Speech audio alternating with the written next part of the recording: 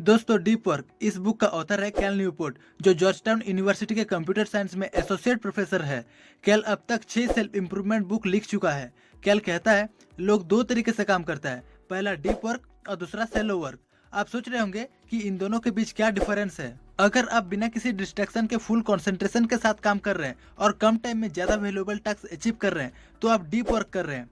वहीं पर अगर आप ऐसा काम कर रहे हैं जिसमें आपके ब्रेन यूज नहीं हो रहे हैं और मैक्सिमम टाइम में मिनिमम वैल्यूएबल टास्क अचीव हो रहे हैं, तो आप सेलो वर्क कर रहे हैं। कैल बोलता है, आजकल के बिजी लाइफ में हम लोग डीप वर्क करना भूल गए हैं और इसलिए ये स्किल बहुत ज्यादा वैल्यूएबल है और फ्यूचर में ये स्किल जिसके पास होगा वही अपने फील्ड में बेस्ट दे पाएगा। सोफी लीरॉय, जो कि एक रिसर्चर है, इन्होंने प्रूव किया है कि कोई भी इंसान टास्क ए को कंप्लीट किए बिना टास्क बी में मूव करते हैं तो उस वक्त हमारा दिमाग टास्क ए के बारे में ही सोच रहे होते हैं, जिसके वजह से हम लोग टास्क बी में बहुत खराब परफॉर्म करते हैं। यानी कि मान लीजिए आप मोबाइल्स में ईमेल चेक कर रहे हैं या फेसबुक चला रहे हैं और उसे कंप्लीट किए बिना आप स्टडी करने चले गए, तो उस वक्त हमारा दिमाग फेसबुक और ईमेल्स के बारे में ही सोच रहे होते हैं, जिसके वजह से हम लोग ठीक से स्टडी नहीं कर पाते। इसे अटेंशन रेसिड्यू कहा जाता है और ये रेसिड्यू जितने इंटेंस होगा उतने ही खराब परफॉर्मेंस आप टास्क बी में करेंगे। ऑथर ने 4 रूल दिए हैं जिसके हेल्प से आप डीप वर्क कर सकते हैं। सो फर्स्ट रूल है वर्क डीपली। आप सोच रहे होंगे, अरे वो तो हमको भी पता है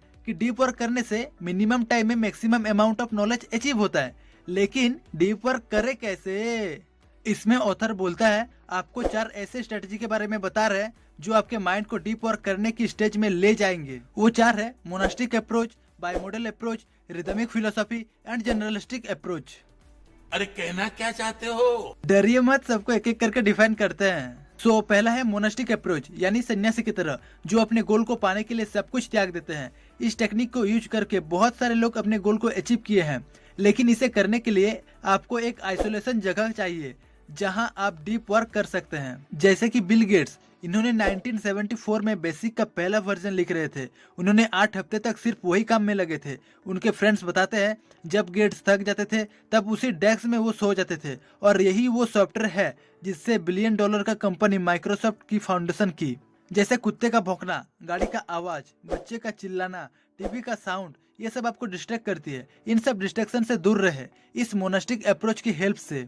दूसरा, बायमॉडल अप्रोच। इस फिलोसॉफी के हिसाब से आपको अपने टाइम डिवाइड करना है, जिसमें से कुछ टाइम सिर्फ उन कामों को देना है जो आपके लिए सबसे ज्यादा इम्पोर्टेंट है। और जब आप दिन के सबसे इम्पोर्टेंट काम कर रहे हैं, चाहे वो 2 घंटे के लिए हो या 3 घंटे के लिए, आप अपने सेलफोन को ऑफ करके उससे दूर रहे और किसी आइसोलेटेड जगह में चले जाइए जहां किसी भी तरह के नॉइज ना हो। तीसरा, रिदमिक फिलोसॉफी। आप पूरे दिन में कोई एक खास एक्टिविटी करें जिससे आपको मजा आता है और उसे रोज करें। जब भी आप ये एक्टिविटी खत्म कर लेंगे, आप कैलेंडर में जाके एक बड़ा सा रेड क्रॉस लगा दीजिए, ताकि आप अगर ये भूल भी गए तो इसे देख आपको याद आ जाएंगे। चौथा, जर्नलिस्टिक अप्रोच। किसी भी रीजन से आप पूरे दिन बिजी रहते हैं या आप एक ऑफिस वर्कर हैं, तो आप इस अप्रोच को फॉलो कर सकते हैं। जैसे कि आपको पता है आप 4 से 5 बजे तक फ्री रहने वाले हैं, तो आप सारे डिस्ट्रैक्शन को ऑफ करके एक हाईली इंटेंस फोकस्ड मोड में चले जाइए जहां आप डीप वर्क कर सकते हैं। इनमें से चारों ही आपको डीप वर्क करना सिखाते हैं। आपको इन चारों में से जो अच्छा लगे वही कीजिए। अब रूल नंबर 2।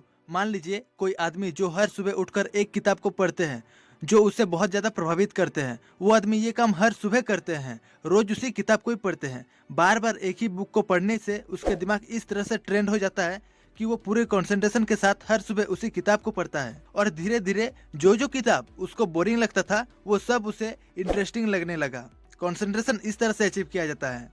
हम सब में ये एबिलिटी है, मगर हम में से कोई ट्राई ही नहीं करते। मान लीजिए आपके काम में बहुत ज्यादा इंटरनेट का यूज होता है या आपको बहुत सारे ईमेल्स का रिप्लाई करना पड़ता है, तो भी ये स्ट्रेटेजी आपके काम आ सकता है। इस बात से कोई फर्क नहीं पड़ता कि आप अपने काम में कितने ज्यादा इंटरनेट का यूज करते हैं। आपको पूरे दिन में थोड़ा सा टाइम अपने आप को देना ही पड़ेगा जिसमें इंटरनेट का यूज बिल्कुल ना हो, या फिर आप ऐसा भी कर सकते हैं कि इंटरनेट को आप एक पर्टिकुलर टाइम में यूज करें, तो आपका कंसंट्रेशन पावर ऑटोमेटिकली बढ़ेगा। अब third rule, quit social media.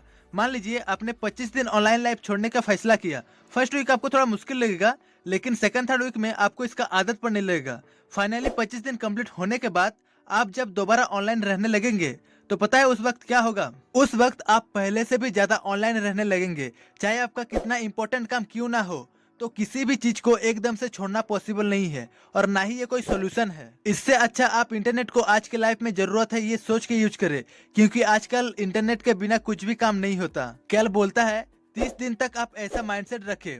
आप 31 दिन में इंटरनेट को 20% यूज करेंगे और अगर ऐसा नहीं हुआ तो बेशक आप ऑनलाइन रह सकते हैं, और अगर ऐसा हो गया तो आप जरूरत के हिसाब से यूज करें, अदरवाइज दूरी बना के रखिए। जनरली एक आदमी दिन भर 8 घंटा काम करते हैं और 6 घंटा सोते हैं, यानी 14 घंटा कुछ करते हैं और 14 घंटा फ्री रहते हैं, और मैक्सिमम लोग इस फ्री टाइम में इंटरनेट का ही यूज करते हैं, जिससे वो प्रोडक्टिव पीपल नहीं बन पाते। So finally fourth rule, drain the shallow. अगर कोई इंसान 6 घंटे में वो काम कर रहे हैं जिससे आपको करने में 16 घंटे लगता है, तो आप सेलो वर्क कर रहे हैं और बहुत ही ज्यादा अनप्रोडक्टिव हैं। अगर आप प्रोडक्टिव होना चाहते हैं तो आपको 2 चीजें करना होगा। पहला, आप अपने पूरे दिन का शेड्यूल बनाइए, जैसा कि आप खाना कब खाएंगे, सोएंगे कब, डीप वर्क कब करेंगे और सोशल मीडिया में कितना टाइम एक्टिव रहेंगे। अगर आप इसे रेगुलर करेंगे तो धीरे धीरे सब कुछ आपके कंट्रोल में होगा, तब सब कुछ आसान लगने लगेगा। दूसरा है, आपको खुद से पूछना होगा कि मेरे सबसे ज्यादा टाइम कहाँ वेस्ट हो रहे हैं और उसे कैसे वेस्ट होने से बचाएंगे। ऑथर डीप वर्क करने के लिए ये 4 रूल दिए हैं जो बहुत ही ज्यादा इफेक्टिव और आसान है। सो फाइनली ये समरी अब यहीं पर खत्म होता है। अगर आपको ये वीडियो पसंद आया तो चैनल को ग्रो करने में मदद कीजिए। Wish you all the very best. Thank you for watching.